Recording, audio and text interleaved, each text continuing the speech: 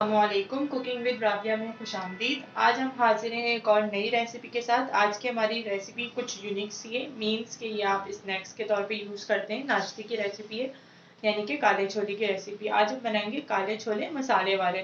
कुछ लोग होते हैं बॉईल करके बनाते हैं, कुछ लोग होते हैं जो डिफरेंट तरीके से बनाते हैं। आज मैं आपको अपने तरीके से बनाना सिखाऊंगी कि हम किस तरह काले छोले बनाते हैं मसाले वाले।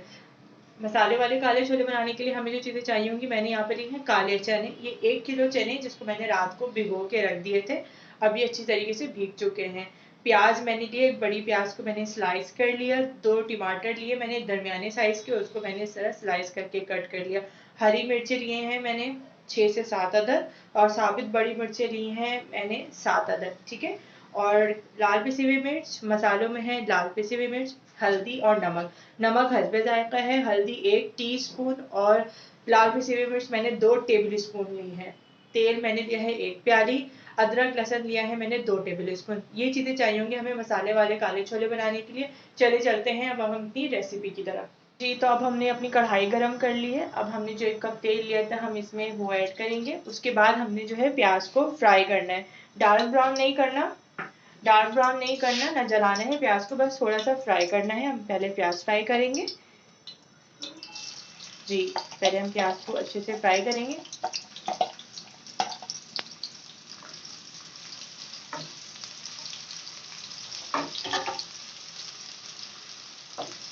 जी, प्याज को हमने जो है जलाना नहीं है, सिर्फ इसको अच्छे से पिंक करना है।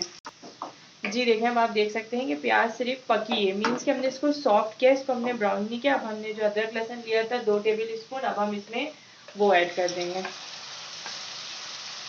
और इसको अच्छे से चम्मच चलाएंगे ताकि अदरक लहसुन का भी थोड़ा सा कच्चापन जो है वो खत्म हो जाए। पहले इसको चम्मच चलाएंगे, उसके बाद हमने छोले ऐड कर दिया। अभी हमने ना मसाले ऐड किया, ना अब हमने टमाटर ऐड किया, सिर्फ प्याज को हमने सॉफ्ट किया है और इसमें अदरक लहसुन ऐड कर दिया है। हमने लहसुन और प्याज को अच्छे से मिक्स कर लिया है। लहसुन और अदरक का कच्चापन भी खत्म हो गया, प्याज भी सॉफ्ट हो गई है। अब हम इसमें जो हमने काले चने भिगो के रखे थे, अब हम इसमें वो ऐड करके इसको मिक्स करेंगे। इसको अच्छे से आप मिक्स करें। उसके बाद फिर हम जो है इसमें मसाले ऐड करेंगे। पहले इसको आपस में अच्छे से मिक्स करेंगे। प्याज, अदरक, लहसुन और चने अच्छे से मिक्स हो गए। अब हमारे जो मसाले थे, नमक, लाल पिसी मिर्च और हल्दी डाल देंगे और वो फिर इसको अच्छे से मिक्स करेंगे। हर चीज़ ऐड करके मिक्स करना पड़ता है ताकि मसाले तमाम अच्छे से मिक्स हो जाए एक साथ।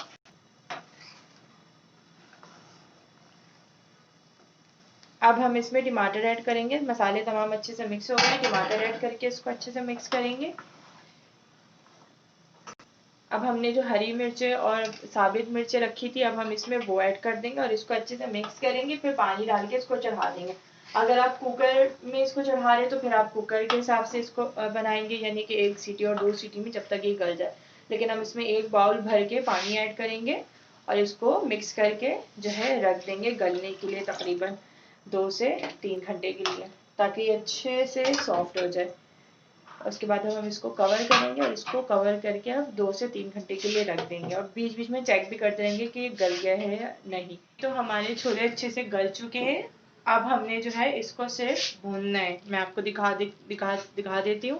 पानी इसका बिल्कुल अच्छे से ड्राई हो चुका है। अब हम इसको जो है सिर्फ अच्छे से भूनेंगे, सही से इसको सिर्फ भूनना है और उसके बाद फिर अपने इसको बॉल में सर्व कर लेना है। ज़्यादातर ये जो छोले हैं ना, ये ज़्यादातर आपने देखा होगा बिहारियों के घर में ऐसे छोले बनते हैं और ये बहुत टेस्टी भी होते हैं। आप चाहे तो इसमें इमली भी ऐड कर सकते हैं। मैंने इमली यहाँ पे इसलिए ऐड नहीं की क्योंकि मैंने टमाटर ऐड कर दिया और इसमें एंड में चाट का मसाला ऊपर से छिड़केंगे तो वो ऑलरेडी खट्टा हो जाएगा। अब हम इसको अच्छे तरीके से भून रहे हैं, तकरीबन ये अच्छे से भून चुका है। इसको भून कर फिर हम इसको बाउल में सर्व कर देंगे। आप चाहें तो इसमें ऊपर से प्याज काट के भी डाल सकते हैं, मैं ऐड नहीं करूंगी। उसकी वजह ये है कि मैंने शुरू में प्याज ऐड कर दी थी और ये छोले इसी तरह खाए जाते हैं, तो इसी वजह से मैं इसमें ऊपर से प्याज और टमाटर ऐड नहीं करूंगी। सिर्फ चाट का मसाला ऐड होगा ऊपर से बस, और ये ऐसे ही सर्व हो जाएगा क्योंकि इसके अंदर ऑलरेडी मसाला है। जब आप इसको जो है खाएंगे तो आपको ये बहुत लजीज लगेगा। अब ये अच्छे से भून चुका है, अब हम इसको बाउल में सर्व कर देते हैं।